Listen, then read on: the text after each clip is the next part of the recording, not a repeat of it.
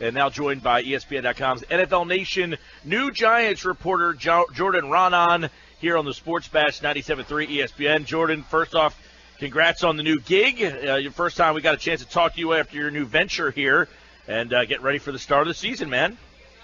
Thanks, guys. I mean, two of my favorite people, Mike Gill and Pete Thompson, in the same booth. How lucky can I get here? Yes, sir, man. It's a big booth, Jordan. It has to be to fit both of us. Well, you are killing at Chickies and Pete's right now. So I mean, that's right. We just finished up we just finished up our lunch here at Chickies and Pete's. But hey, season starts, and hey, right off the bat, they give you a marquee matchup: Giants and Cowboys. I'm interested to get your take on. First time in 5 years you see him playing the opener. Yeah, like last year, this was a kind of a season setter.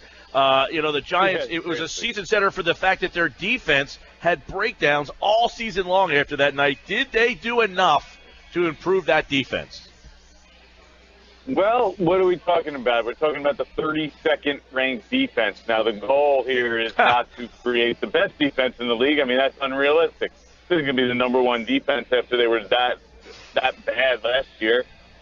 So I think the goal is they have created a much improved defense. Their defensive line is significantly better. That might be one of the strengths of the team, aside from Odell Beckham and Eli Manning. The strength of the team is the front four of the defensive line. The ends are Jason Pierre-Paul and Olivier Vernon with Jonathan Hanks. The goal is to be an average defense now after they were so bad last year. Can they be that with that defensive line? I think they can. So they'll be significantly improved. The offense will be able to put some points on the board. And this should be a better Giants team. If they're an average defense, is that good enough to be a playoff team? Well, what do you guys think? It's not a very good division, is it? I mean, is anyone in the division you think can win 12 games? I don't think there's anyone in the division that can win 12 games. No, but here's the thing. When Bradford was here, I think you could put the four teams in a hat, pick them out, and whatever way they came out, you can make a justification for that. But with Bradford out, I think the Eagles kind of slip out of that mix, and it's up to the other three teams. Are starting rookies. They're starting rookies, two of the four teams right now. And, Tony Romo's going to be back for the Cowboys, they say, but, Tony Romo at this point of his career is a huge question mark for injuries, especially with that back. I mean, so to me, and even in Vegas right now, the Giants are the favorite to win the division. Jordan Ronan's with us talking. I don't think it's far off, to be honest with you. I mean, I think that's about right. They're slight favorites to win the division over the Cowboys and Reds. Wow. We're talking with Jordan Raanan, talking Giants football, and you say question mark, Jordan. Now, Doug Peterson is a question mark in Philadelphia, but the Giants have a bit of a question mark in their leadership as well. I will say that you and I saw each other at Ron Jaworski's event over the summer, and Jaws passed along a story about how important Eli Manning felt Ben McAdoo was to the Giants' future. What have your impressions of Ben been so far, and how do you think he'll handle things in Week 1?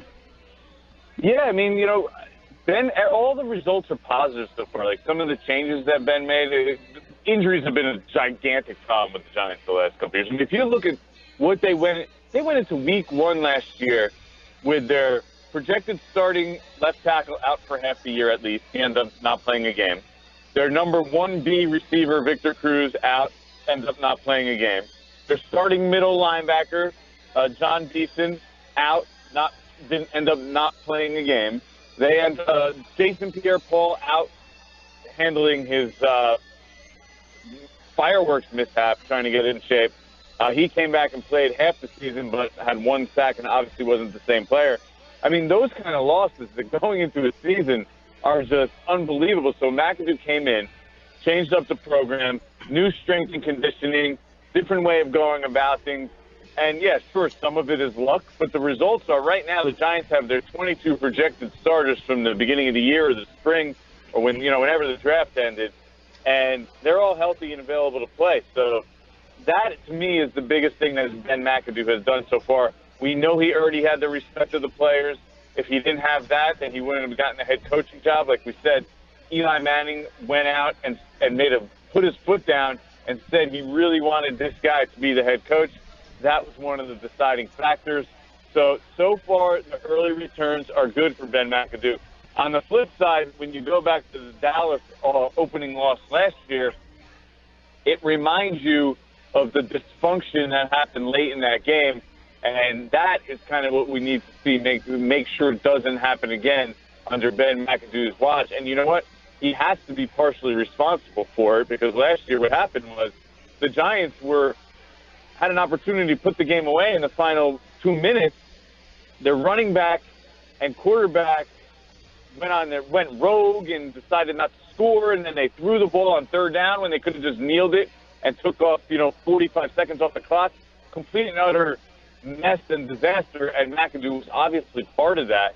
So that's kind of what we have to see. How does he handle these in-game situations? Is everything under control? These are the little things that will make the difference between the Giants being a winning team or being a 6-10 team like they were last year, when they blew, 4 or 5 games in the final minute? Right. Now, how much do you take Jordan into the account that he's changed the day-to-day flow in practice? I know you have an article on ESPN's website right now about Ben McAdoo and that Thursday is the big day, and that they have Fresh Friday now, and they've kind of changed launch day on Saturdays, different things like that. How much do you think the players are buying into those changes? Well, I think they buy into it greatly because of what I just said. I mean, the metrics say they're the most injured team in the NFL each of the last 3 years. So at that point, Ben McAdoo could do anything, I think, and the players would buy into it, hoping that it's a better routine to keep them healthy, because what has happened the last 3 years just hasn't worked for whatever reason. Now, like I said, some of this is luck. Some of this was that Coughlin had already instituted some of it, and he was going with the GPS and all that other stuff that pretty much every team is using now. They do.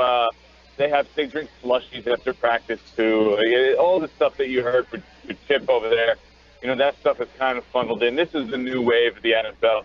So I think it's almost like they're catching up to what everyone else is already doing. So the players are all for it. The results so far are promising, which make it a lot easier to buy into.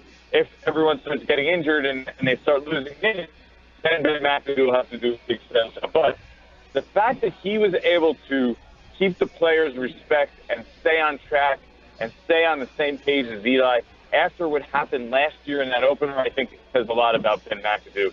You know what? They call him, I've heard people sell him as a mini Andy Reid, or a younger Andy Reid, I should say, because he has a very similar background, comes from that same tree, comes from the Green Bay tree. He's young. He was barely a coordinator. He was kind of a position coach for most of his tenure, and he got a head coaching job before he's 40 years old. He's a pretty young coach. His quarterback is actually almost his contemporary. Ben McAdoo, I think, just turned 39, and Eli's going to turn 36. That's 3 years difference between them. But if you see the way that they interact, and Ben McAdoo does not carry himself as a contemporary to the players. And I think that's huge. He really has that presence. He's very Andy Reid. Like, even in press conferences, he's not going to give you much. He basically said that to me at one point. I'm not going to give you much at the press conferences. But, he has that, way. He has a very dry sense of humor, and he is a personable guy behind the scenes.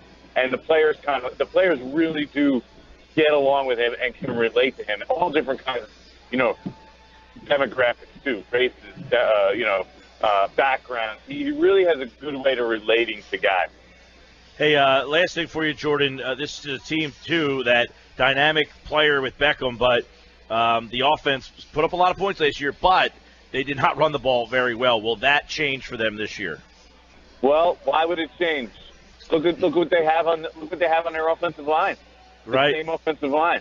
The same running backs. Why all of a sudden are they going to be so much better running the ball? I'm not buying it. I don't see what you're going to look at and say, oh, they're just going to be so much better running the ball because they're going to execute better. I just don't see them being able to execute that much better with the personnel that they have, same as last year.